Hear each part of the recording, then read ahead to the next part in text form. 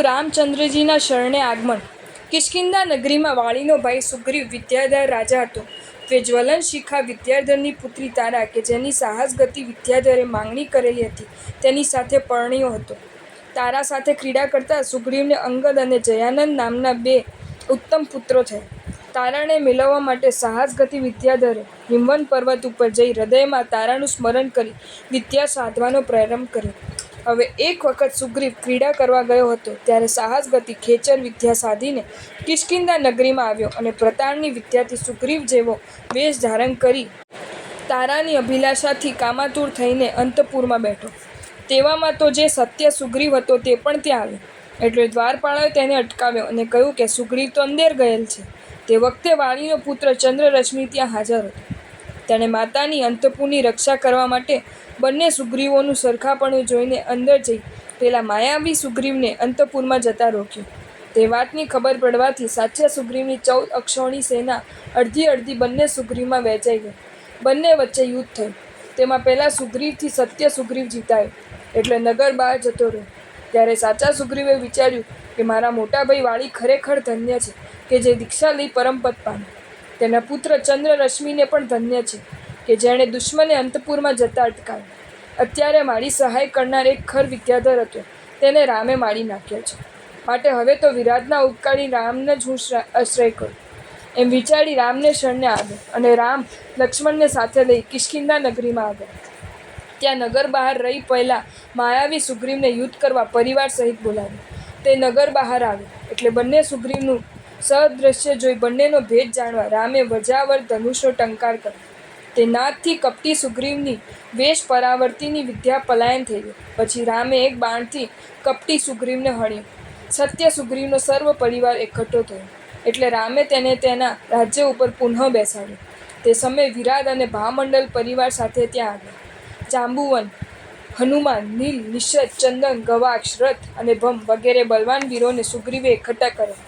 પછી કપિશ્વ સુગ્રીવે સીતાને રાવણ હરી ગયો છે એવા ખબર મેળવીને રામની આજ્ઞાથી તેની ખાતરી કરવા માટે મહાબલવાન અને વિનીત એવા હનુમાનને લંકા બાજુ મોકલ્યો। આ બાજુ નહીં ઈચ્છતી એવી પરસ્ત્રી સાથે ક્રીડા નહીં કરનારો રાવણ પોતાની સ્ત્રીઓ દ્વારા હંમેશા સીતાને સમજાવતો હતો। વિભીષણાદિક સજ્જનોએ અને મંત્રીઓએ રાવણને સારી રીતે વારંવાર સમજાવ્યો તો પણ તેને જાનકીને છોડી નહીં, કારણ કે ભવિતવ્યતા કદી પણ ફરતી નથી। હવે પવન અંજયનો પુત્ર હનુમાન આકાશમાં ચાલતા મહેન્દ્ર પર્વત ઉપર આવ્યો। ત્યાં પોતાના માતામહ મહેન્દ્ર રાજાનું નગર જોઈ તે વિચારવા લાગ્યો કે આ મહેન્દ્રે મારી નિરપરાધી માતાને કાઢી મૂકી હતી તો તેને કાંઈ પણ મારું બળ બતાવું। આવો વિચાર કરી હનુમાને ક્રોધથી સિંહનાદ કર્યો। તે સાંભળી મહેન્દ્ર રાજાએ પણ કોપથી નગર બહાર નીકળી હનુમાનને યુદ્ધ માટે બોલાવ્યો।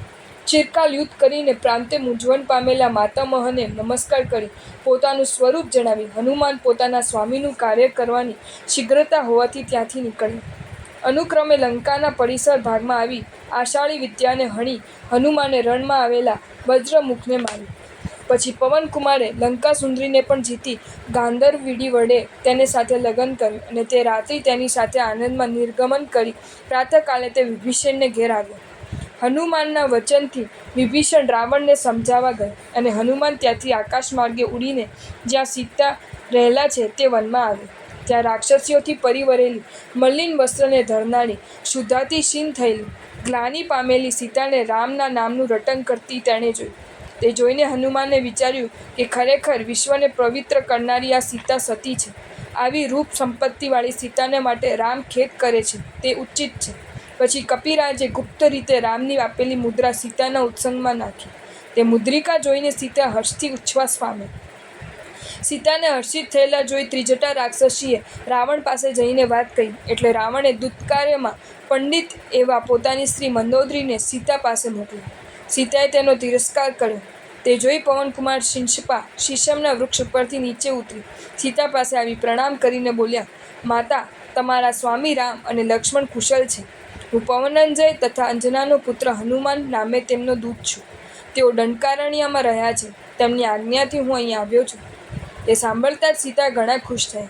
હનુમાનના આગ્રહથી અને રામના સમાચાર સાંભળવાના હર્ષથી 21 દિવસે સીતાએ પારણું કર્યું। પછી સીતા પાસેથી મુકુટનું ચિહ્ન લઈ હનુમાન ત્યાંથી ચાલ્યો। અને દેવરમણ ઉદ્યાનમાં વૃક્ષો તેને ભાંગી નાખ્યા. તે સિવાય વનપાલકોને હણી રાવણના પુત્ર દક્ષકુમારનું પણ મારી નાખ્યું. ત્યારે રાવણના મુખ્ય પુત્ર ઇન્દ્રજીતે ત્યાં આવી નાગપાશ વડે હનુમાનને બાંધ્યો અને રાવણ પાસે લઈ ગયો. ત્યાં રાવણના દુષ્ટ વાક્યથી હનુમાને ક્રોધ કરી નાગપાશ તોડી રાવણના મુકુટને ચરણના આઘાતથી ભાંગી નાખ્યો. પછી લંકાનગરીને ભાંગી ત્યાંથી આકાશમાં ઉડીને રામ પાસે આવ્યો અને રામને નમસ્કાર કરી સીતાનો ચૂડામણી અર્પણ કર્યો. જાણે સાક્ષાત સીતા આવ્યો હોય તેમ ધારી ચૂડામણી લઈને રામે પ્રેમથી પવનકુમારની કુશલતા પૂછી. જો તમને આ વિડીયો ગમ્યો હોય તો આ વિડીયોને લાઈક કરો અને મારી ચેનલ જૈન ફેક્ટ્સ એન્ડ સ્ટોરીઝને સબસ્ક્રાઈબ કરો. ધન્યવાદ.